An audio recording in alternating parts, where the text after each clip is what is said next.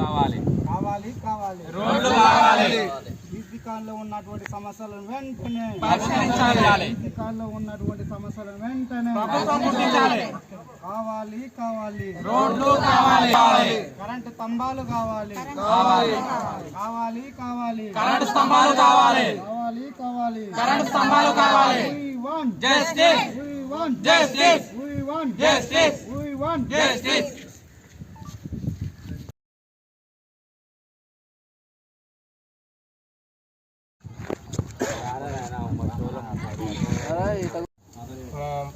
BJP booth అధ్యక్షుడిని 17వ ward 120 booth అధ్యక్షుడిని అన్న మా సమస్య ఏంటంటే ఈ రోడ్డుకు అండర్ గ్రౌండ్ తీసేసారు. అండర్ గ్రౌండ్ తీసి మధ్యలోనే వదిలిపెట్టారు. అండర్ గ్రౌండ్ ఇంకా పూర్తిగా కంప్లీట్ కాలేదు.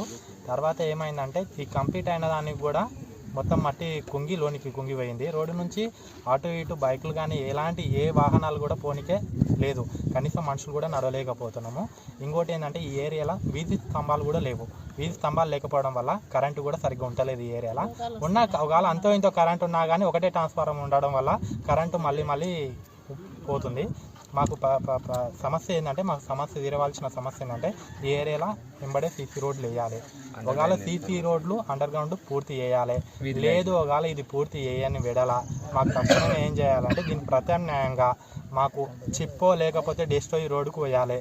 లేకపోతే మేము అసెంబ్లీ ముందర ఆమరణ నిరాహార దీక్ష కూర్చుంటాం. ఈ సమస్య 15 సంవత్సరాల నుండి ఇదే సమస్య ఉంది. ఇది 17వ వార్డు. మేము ఇంతకు ముందు కూడా మాకేం చేసిరంటే ఇది ఇప్పుడు మాజీ ఎమ్మెల్యే మరి జనార్దన్ రెడ్డి గారు ఈ ఏరియాని దత్తకు తీసుకున్నాడు. తర్వాత ఏమవుతుందంటే మాకు మున్సిపాలిటీ చైర్మన్ గారు కూడా ఏం చెప్పారంటే మొన్న నీటిలో కూర్చొని నిరసన తెలియజేసినప్పుడు దీనికి ₹1 శాంక్షన్ అయినాయి, నేను కావాల్స్తే మీకు ఆధారాలు కూడా ఇస్తామని చెప్పిండు. మేము ఇప్పుడు కమిషనర్ దగ్గర మేము ఫోన్ మాట్లాడితే ఏం చెప్పిండంటే దీనికి ఎలాంటి నిధులు లేవు అని ఆయన చెప్తున్నాడు. ఆయన నిధులు లేవు అని చెప్తుంటే వీళ్ళు నిధులు ఉన్నాయని చెప్తుండు. వీళ్ళిద్దరికి మధ్యలో ఏంది మాకు ఇసలకి అర్థమవుతలేదు. మాకు ఇది ఏందా మీ మధ్యలో ఏమన్నా ఉండని, మాకు అది కాదు సమస్య. మా సమస్య తీర్చండి.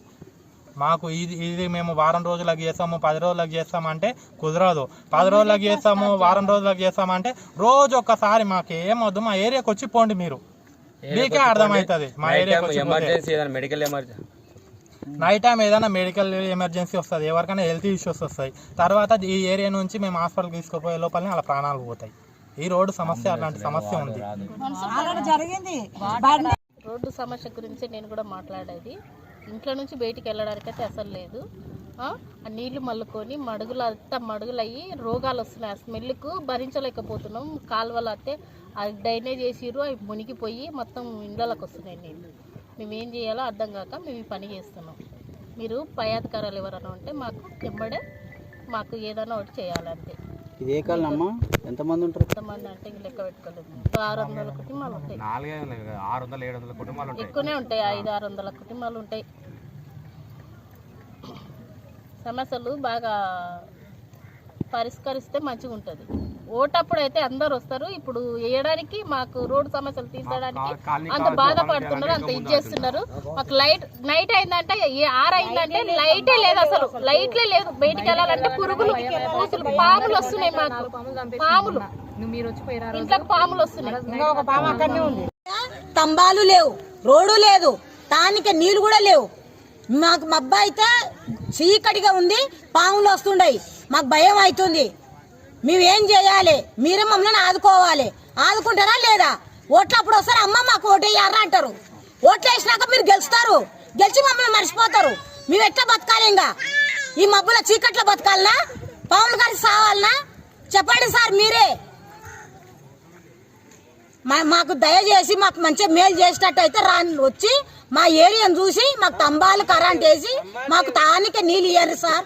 మమ్మల్ని ఆదుకోండి సార్. ఇంత మాకు సాయం చేయండి సార్.